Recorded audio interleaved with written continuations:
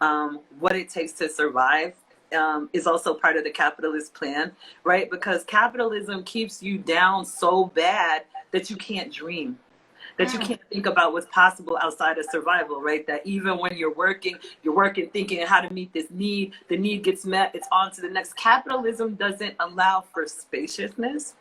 It doesn't allow for hopes. It only allows you to think about survival.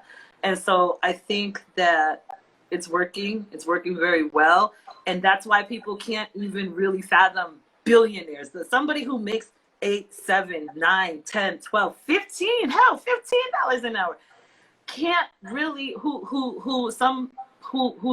that $2,000 was a come up or still filled the gap, right? That helped a lot. Can't imagine.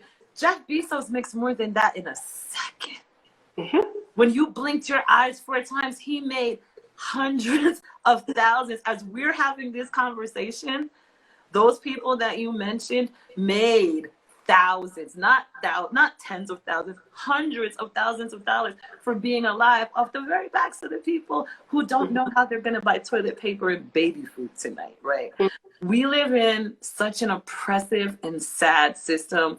And it's one of the things that I feel proud about that we do on the front line is really try to take this cabal, all of this nastiness that we've been trying to be, this bale of hay that they try to sell us, and make people understand, hey, another world is possible.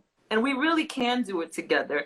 And if we all really do start believing more in ourselves and that we have a lot of what we need already, we can actually overcome the empire. I really do believe that. And I don't mean to sound hippy dippy when I say it. I just think that the biggest anti-organizing tool that capital has is fear. And people are so afraid. If I don't do this, if I don't have that, if this happens and that happens, right? And the cascading fear keeps people from moving, keeps people from action, keeps people from speaking out, keeps people from fighting. And so, hey, Sandra. And so I think what needs to happen, right, is that more conversations like this happen where we're talking about there's no reason why any one of them should be a billionaire. Never mind 704 of them.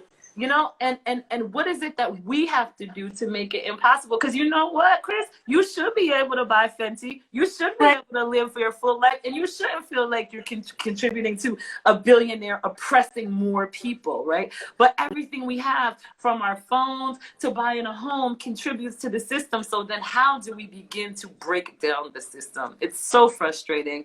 And it's so sad. And you know what? It's hurting all of us. Yeah. Whether we're benefiting a little bit, we're not so down bad, it's hurting all of us, and it's keeping us from living our full human ass good enough to be here. You're good enough to be here and live well just because you were born. And it's sad. It just breaks my heart all the time.